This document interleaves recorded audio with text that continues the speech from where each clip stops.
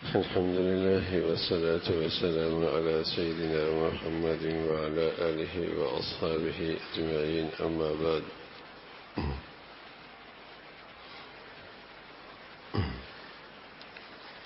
عن أبي هريرة رضي الله تعالى عنه قال: قال رسول الله صلى الله عليه وسلم: ما من أيام أحب إلى الله أن يتعبد فيها من عشر ذي الحجة يعتد صيام كل يوم بصيام سنة وقيام كل ليل منها بقيام ليلة القدر. رواه الترمذی. حضرت ابو ہریرہ ہے رضی اللہ تعالی عنہ فرماتے ہیں کہ پیارے رسول صلی اللہ علیہ وسلم نے فرمایا،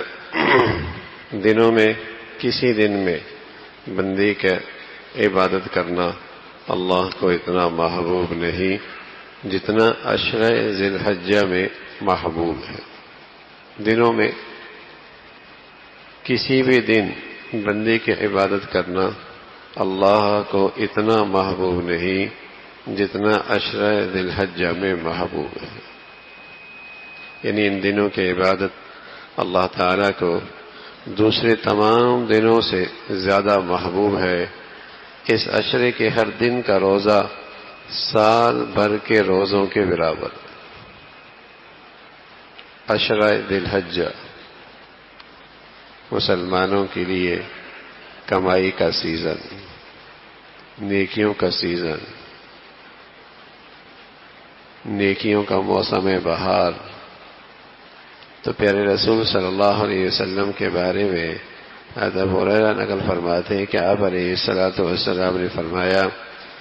کہ اللہ تعالیٰ کو ان دنوں کی عبادت سب دنوں سے زیادہ محبوب ہے، اور اس عشرہ ذی الحجہ کا ہر دن کا روزہ، عشرہ ذی الحجہ یعنی یکم سے لے کر 9ویں تک، اس پہلے عشرے کو عشرہ ذی الحجہ کے نام سے مشہور ہے کہ ہر دن کا ایک روزہ سال بھر کے روزوں کے برابر ہے، اور اس کی ہر رات کے نوافل شب قدر کے نوافل کے برابر.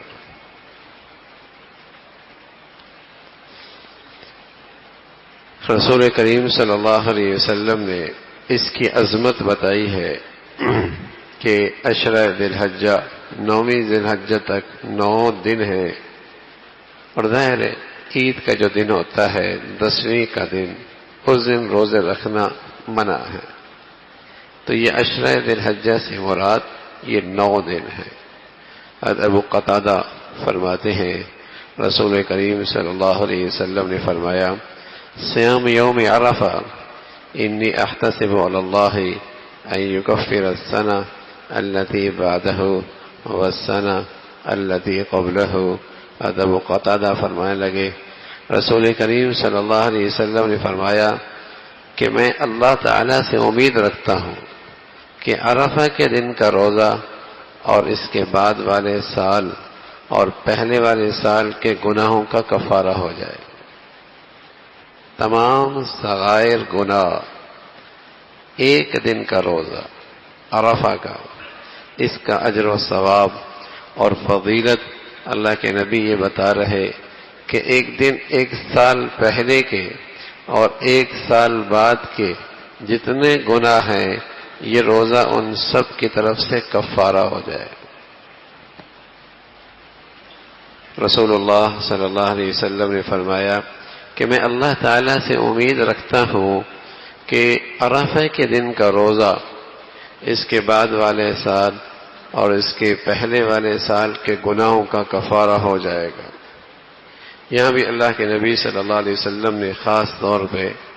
عرفہ کے دن کی فضیلت اور اس کی ترغیب دی ہے. عرفہ کے دن میں لوگ میدان عرفات میں حاضر ہوتے ہیں، ان کے لیے تو روزہ نہ رکھنا افضل ہے، ان کے لیے تو روزہ نہ رکھنا افضل ہے جو عرفات کے میدان میں تشریف لائے، حج کرنے آئے، مشقت کی وجہ سے اور مجاہدی کی وجہ سے، اور جسے کہیں کہ دن بھر کے عبادات اور دیگر مصروفیات کی وجہ سے رکھ لیا، ان کے لیے بھی جائز ہے. نہ رکھنا ان کے لیے افضل ہے، لیکن اطراف عالم کے مسلمان اس دن کی کیسے فضیلت حاصل کریں اور اس دن کی اللہ کی رحمت سے کیسے فائدہ اٹھائیں، تو وہ ان کے لیے فضیلت کی چیز ہے کہ وہ اس دن روزہ رکھ لیں۔ اور اس روزے کا یہ فائدہ ہے کہ رسول کریم صلی اللہ علیہ وسلم نے یہ انعام بتایا ہے اور یہ فضیلت بتائی ہے۔ تو آنے والا یہ عشرہ ذی الحجہ ہے، تو اس کے دن کی بھی بڑی فضیلت ہے اور اس کی رات کی بھی بڑی فضیلت ہے۔ رات کی کچھ دیر عبادت ہو جائے، پوری دن رات کی عبادت تو بڑی خوش نصیبی کی بات ہوتی ہے، لیکن اگر عشاء کے بعد چند نوافل پڑھ لی جائیں اور رات ختم ہونے سے پہلے کچھ دیر اٹھ کر تلاوت اور دعا اور نوافل پڑھ لی جائیں اور فجر اور عشاء کی نماز جماعت سے پڑھ لی جائے تو انشاءاللہ اس رات کی فضیلت سے آدمی محروم نہیں ہوگا۔ اور آخری درجہ یہ ہوتا ہے کہ رات عشاء کی نماز جماعت سے پڑھ لے، دو چند رکعتیں نوافل کی رات کی تہجد کی نیت سے پڑھ لے، صبح کی نماز جماعت سے پڑھ لے اور رات بھر کے حصے میں کوئی اللہ کی نافرمانی نہ ہو، تب بھی انشاءاللہ فضیلت سے محروم نہیں ہو۔ اعلیٰ درجے کی بات تو رات عبادت میں گزرے، لیکن کم از کم کا درجہ یہ ہے کہ کچھ وقت بھی عبادت کر لے اور ان راتوں میں گناہ کوئی نہ ہو۔ ظاہر ہے مسجد کا گناہ، گلی کا گناہ، رمضان کا گناہ، غیر رمضان کا گناہ، جہاں نیکیوں کی فضیلت بڑھ جاتی ہے اور جس موسم میں نیکیوں کا اجر و ثواب بڑھ جاتا ہے تو وہاں اللہ کی نافرمانی کرنا بھی تو بہت بری بات ہے، اور ان جگہوں میں اور ان گھڑیوں میں اللہ کو ناراض کرنا بھی تو بڑی باعث ہے، جسے کہیں کہ بدقسمتی ہے اور بد نصیبی کی بات ہے۔ تو ان گھڑیوں کے اندر آخری درجہ یہ ہوتا ہے کہ جو فرائض ہیں ان کا اہتمام کر لے اور گناہ جو کہ حرام ہیں ان کے ارتکاب سے پرہیز کر لے تو اللہ رب العزت ان راتوں کی برکات نصیب فرما دے۔ اور یہی معاملہ دنوں کا ہے، روزہ رکھ لے بہت بڑھیا بات ہے، 8 دن روزہ نہیں رکھ سکتا، عرفہ کا دن کا روزہ رکھ لے، عرفہ کے دن کا روزہ رکھ لے اور اس کی فضیلت حاصل کر لے، باقی 8 دن اور باقی یہ گھڑیاں یوں گزارے احتیاط کے ساتھ، فرائض کا اہتمام کر رہا ہے، واجبات کا اہتمام کر رہا ہے اور 100% گناہوں سے جن کا ارتکاب حرام ہے ان حرام سے بچ رہا ہے تو انشاءاللہ اس عشرہ ذی الحجہ کی فضیلت سے محروم نہیں ہو۔ گناہ تو نہ کرے نا، چلو کوتاہیاں دائیں بائیں ہو جاتی ہیں، لیکن یہ 9 دن کچھ اس انداز سے گزارنا ہے کہ گناہ نہیں ہونا، آنکھ کا بھی اور زبان کا بھی اور کان کا بھی اور اعصاب اور اعضاء اور جوارح کا بھی گناہ نہیں ہونا۔ فرائض اور واجبات کا اہتمام کرنا ہے، فرائض نماز بھی پڑھنی ہے، جماعت کے ساتھ پڑھنی، جماعت میں شریک ہونا بھی واجب ہے، جماعت کے ساتھ بھی پڑھنی ہے، نماز بھی پڑھنی ہے، مسجد کا بھی اہتمام کرنا ہے۔ تو اس طریقے سے فرائض اور واجبات کا دن بھر اہتمام کر لے۔ چلو نفلی روزہ نہیں رکھ سکا 8 دن تک اور وہ مشکل ہو رہی ہے، کام کاج ہے، کام کرنے جانا ہے، تو 1 دن کا عرفہ کا رکھ لے اور بقیہ 8 دنوں کے اندر اس کا اہتمام 9 دنوں کے اندر ہو کہ پرہیزگاری کی زندگی ہو، پرہیزگاری کی زندگی ہو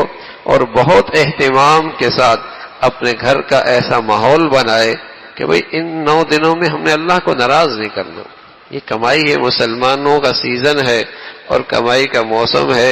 اجر و ثواب بہت ہے، چلو ہم زیادہ لمبے چوڑے نوافل نہیں پڑھ سکتے تو لیکن ایسی بدنصیبی نہ ہو نا ہمارے گھر میں کہ ان گھڑیوں میں اللہ کی نافرمانی ہو رہی ہے، اتنے گرے ہوئی تو ہم نہ بنے نا کہ ان میں کھلے اللہ کی ناراضگی مول لے رہے ہوں۔